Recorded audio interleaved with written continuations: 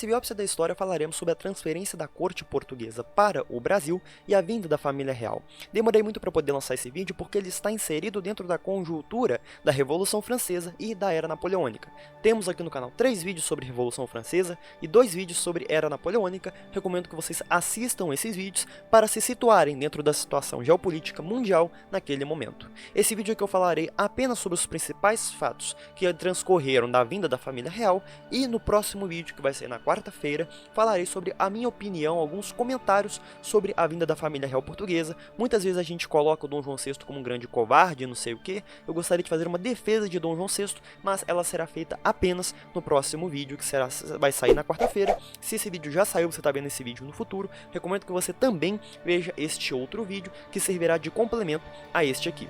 Portanto, fazendo um breve resumo, a vinda da família real portuguesa ela se deu em 1807, eles saíram de Portugal em 1807, chegaram no Brasil em 1808, e foi por causa disso que a família real portuguesa conseguiu sobreviver às guerras napoleônicas sem perder o trono, o que aconteceu com muitos outros países. Com eles também vieram mais 10 mil a 15 mil pessoas, as fontes divergem, mas foram 10 a 15 mil nobres, servos e funcionários do governo que também vieram aqui para o Brasil. E agora nós vamos falar não apenas dessa vinda da família real, como se deu o processo, como também algumas consequências dessa vinda da família real. Então, o que acontece? Não foi a primeira vez que se cogitou transferir a sede do governo português para o Brasil. Em 1580, por exemplo, quando teve a crise de sucessão portuguesa, que acabou por dar início à chamada União Ibérica, cogitou-se transferir a sede do governo português para o Brasil. Um dos pretendentes ao trono, que naquela época ficou conhecido como Dom Antônio I, mas ele não chegou a virar rei português de fato, no entanto era um nobre que tinha ali uma ligação com a família real e queria virar rei português, recomendaram a ele que viesse para o Brasil e fizesse a resistência daqui. Em 1640, com o fim da União Ibérica, a independência de Portugal, também se cogitou transferir a corte para o Brasil, mais especificamente depois que a França fez a paz com a Espanha, e aí eles viram que a Espanha agora poderia ter mais poderio militar para poder invadir Portugal, mas também eles não chegaram a transferir a corte de fato. No século XVIII, no começo do século XVIII, um dos diplomatas portugueses fez essa recomendação ao rei português, para que, transferindo a corte para o Brasil, ele poderia não apenas administrar melhor o Brasil, que era o principal território naquele momento, pois era a principal fonte econômica naquele momento, e também por uma questão estratégica, estando aqui na América era muito mais difícil de ser invadido do que se tivesse em Portugal.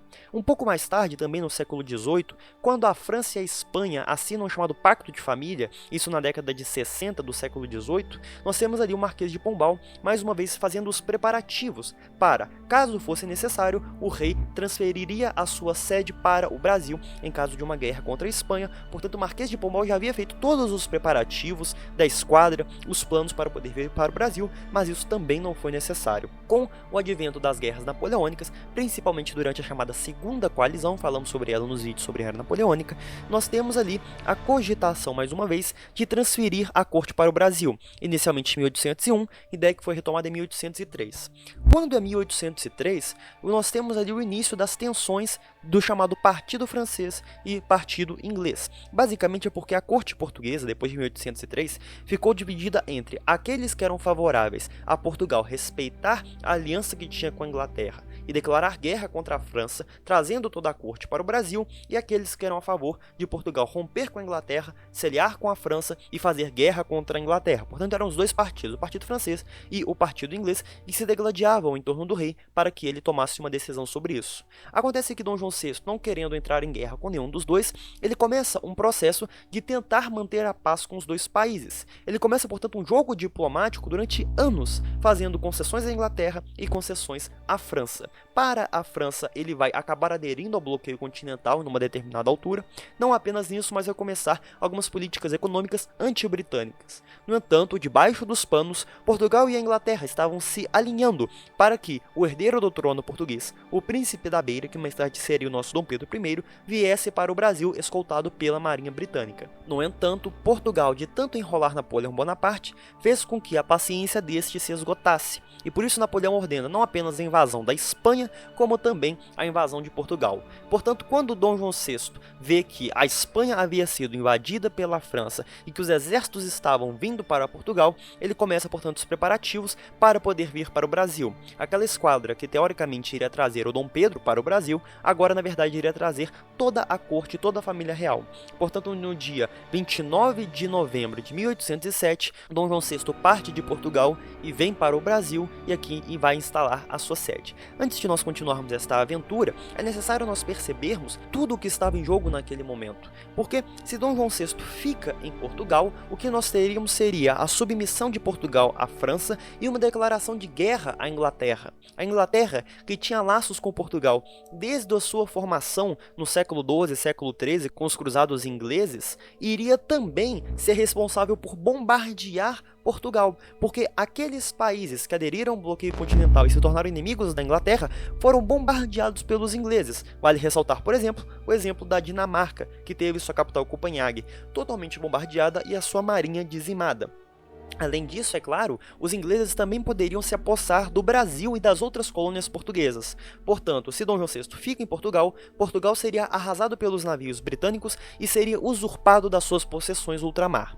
No entanto, se Dom João VI resolve se aliar com a Inglaterra, ele teria contra si o maior império naquele momento, que era o Império de Napoleão Bonaparte. Ele seria invadido e destronado, assim como Napoleão fez com outras potências, como a Áustria, como ele conseguiu subjugar os russos e tantos outros países. Se grandes potências como Áustria e Rússia acabaram sucumbindo ao poder de Napoleão, o que seria então do pequeno reino português? É por isso que Dom João VI acaba fazendo essa opção de vir para o Brasil, pois desse modo, apesar de ele perder aquela porção de terra que estava na Europa, ele teria não apenas o apoio dos ingleses, como também conseguiria manter a maior parte e a parte mais importante do império naquele momento, que era o próprio Brasil. Dom João VI, portanto, no dia 29 de novembro, ele parte de Portugal com uma escolta britânica. Aquela escolta britânica dizem que não era apenas para proteger a família real, como também defender os seus interesses. Caso a família real tentasse fazer alguma coisa contra o interesse inglês, teria uma esquadra ali para poder já encerrar essas tentativas dos portugueses de fazer algo que contrariasse os ingleses.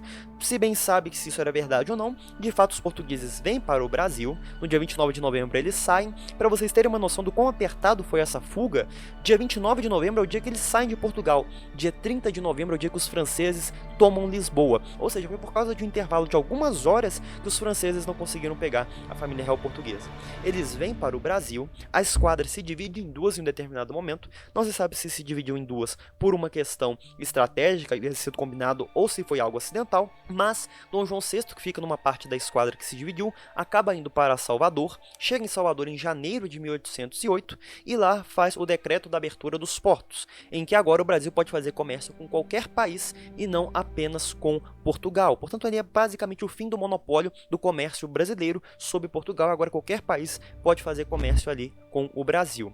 Ele fica em Salvador por um certo tempo. O povo de Salvador até tenta fazer com que ele ficasse ali definitivamente. Caso você se lembre, Salvador estava em declínio desde 1763, quando a capital passou a ser o Rio de Janeiro, e eles viram ali uma possibilidade de Salvador voltar a ser o centro do Brasil. No entanto, Dom João VI, mesmo com todos os apelos do povo de Salvador, ele acaba indo para o Rio de Janeiro e chega no Rio no dia 8 de março de 1808. Chegando ali, uma das suas primeiras atitudes é a abertura dos portos, que ele já havia feito, mas ele vai renová-la quando ele chega no Rio de Janeiro, a declaração de guerra contra a França, que acaba se materializando na invasão da Guiana Francesa em 1809, ou seja, se o território português havia caído nas mãos dos franceses na Europa, o Brasil iria se apossar da Guiana Francesa, que pertencia a Napoleão, e também iria se apossar mais tarde da Cisplatina, que pertencia à Espanha.